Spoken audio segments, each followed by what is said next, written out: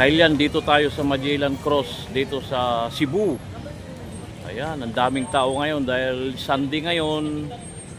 Ang dami pong tao. Ito siguro ay day 1 ng Cebu Adventure Part 3. Part 3 na ito. Ayan, ayan. Makinig tayo sa tour guide natin. Kasi that time, we were willing to barter our gold, 20 kilos of gold to the 20 kilos of pako ng Kastila. Pako lang. Ayan, sinasabi niya yung kasaysayan ng Magellan Cross. Do you think dihado tayo? Hindi tayo dihado that time. Kasi mentality natin yung as warriors that time, kapag kinuha natin yung mga bakal na lansa, pako, we melt that over fire, then we melt that, then flatten it, it becomes our sword. So we were more of warrior-minded rather than trader-minded. Okay? So, nagka-establish na ng pagbigan. But unfortunately, humabon as Magellan na i-prove kanyang friendship na talunin si Lapu-Lapu. Kasi magkagalit po si Magellan, si humabon ng Cebu, saka si Lapu-Lapu. Bakit po? Because that time si Lapu-Lapu saka si humabon. Narating tayo doon. Brother-in-laws. At nagalit po si Lapu-Lapu kay humabon. Simply because ang kanyang kapatid na babae naging first wife hanggang naging third wife. So for him, it's an insult na kanyang kapatid is na-degrade. And another thing, dahil na rin sa taxes, pagkolekta ng taxes. So nung dumating sa Magellan, humabon thought of the idea na pwede niyang gamitin si Magellan para mapaamo niya si Lapu-Lapu. At so forth, na-challenge naman si Magellan and he wanted to prove that friendship. So he attacked Mactan. Of course, yung nakakayon sila. And somewhat, na-prove din yung mensahe na sila, kaya nila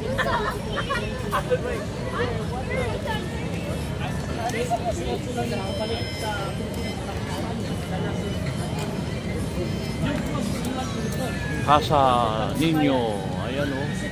Ano ba to? Ang laki. Ito pala ang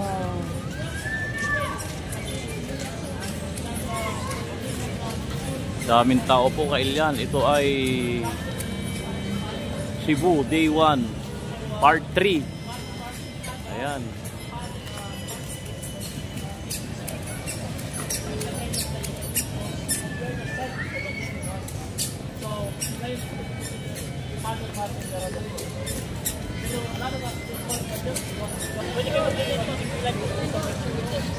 Gusto mo mag-picture with them?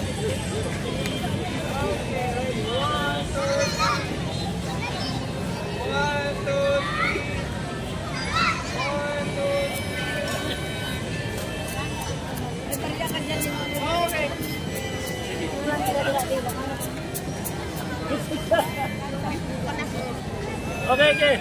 Bye. Ano yan? Yung Magellan Cross ba yan? Oh, Magellan Cross. Magellan Cross? Diyan, the way we discussed it kanina. Acting, sino siya? Siya si? Kasama ni Magellan, Conquistador. Ayun. Yung katabi. Pre-colonial.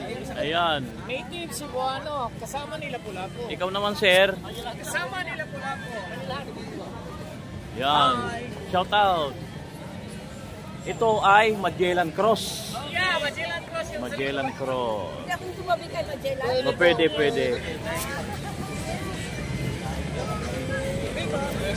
Ito, sir, is Magellan Cross.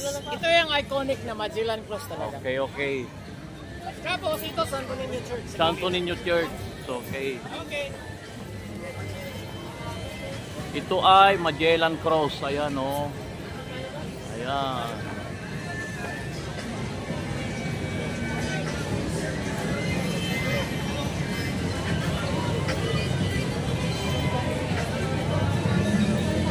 Ayun, papasok kami sa loob. Dito tayo sa loob ng Magellan Cross. The event on the 1921 of how it happened, we can have the visual idea to the painting on the side. Please welcome po. Please welcome. Ayan, oh. Galing, Magellan Cross. Salamat po. Tulungan niyo po kapag sa pag-aaral. Tulungan niyo po palagi na kami po mga pangarap. Lumalaki ko na ba? Dami pong turista. Samahan niyo po palagi at relasyonan niyo palagi Señor Santo Niño sa tahanan. Ibigay niyo po sana ang kapayapaan at pagkakaisa sa iyo ni Magdalena. Señor Santo Niño lalo sa may karamdaman sa kanyang pamilya. Pagalingin niyo po sana sa inyo sa kanyang Nandito tayo sa Magellan Cross. Nakikita ko lang sa picture pero ito na siya ngayon. Ayan po kailya ng Magellan Cross.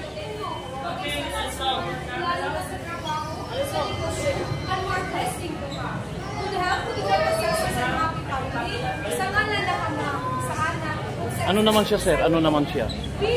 Ano ginagawa niya?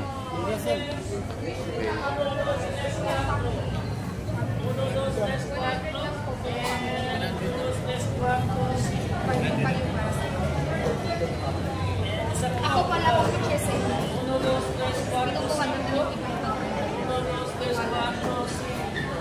And then, another set of cameras po.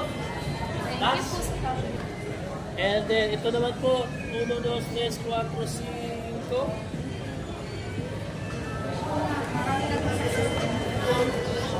5. Oy! Teka, okay, we're good. And then, ito naman, 1, 2, 3, 4. Galing na tayo sa Magellan Cross. Okay. Ito ng Cebu. Daming tao dahil buwan ngayon. Ayan o. Today is Sunday. So, ito ang araw where the baptism takes place. So, pagpasok po natin, we focus to the small door. Kasi yung big door would lead you to the replica, while the small door leads you to the official Saturday door. Tempting yung pila kasi nga pipila po. Ang dami tao talaga kailyan dito sa Magellan Cross. Oh. Sunday kasi ngayon. Dami. Oh. Alam po natin na Papasok tayo sa simbahan. Colegio de Santo Niño. Ayan oh. Ang daming tao. Maraming mga foreigner, ganon. Okay, pero sa lahat ng dito, isang tubig lang po, ang ayaw pagapin ng Pilipino. Ayun. Okay, so, Ang daming tao. yung church mo, bawat po, pero meron po silang, meron silang, thank you.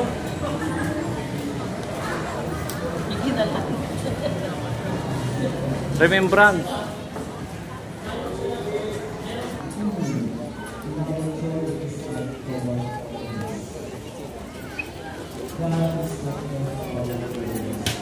Ang dami pong tao.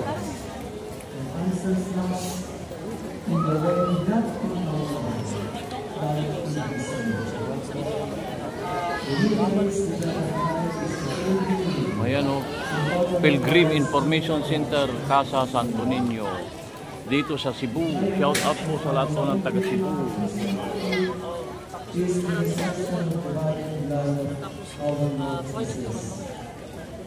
Sacramental participation provided by our Lord is the supreme act of faith. At the same time, through it, we are enabled to remain spiritually healthy, strong, and vigorous.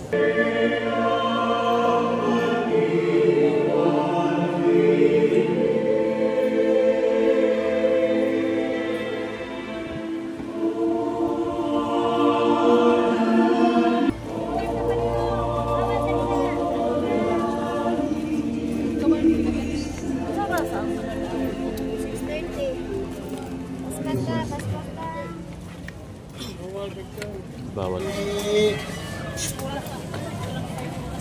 Tapos na kami nagsimba kailan. Nandito na kami sa Magellan Cross. Ayan o, 1834 pa pala. end ko na po. Hanggang dito na lang. Salamat sa panonood. I love you all.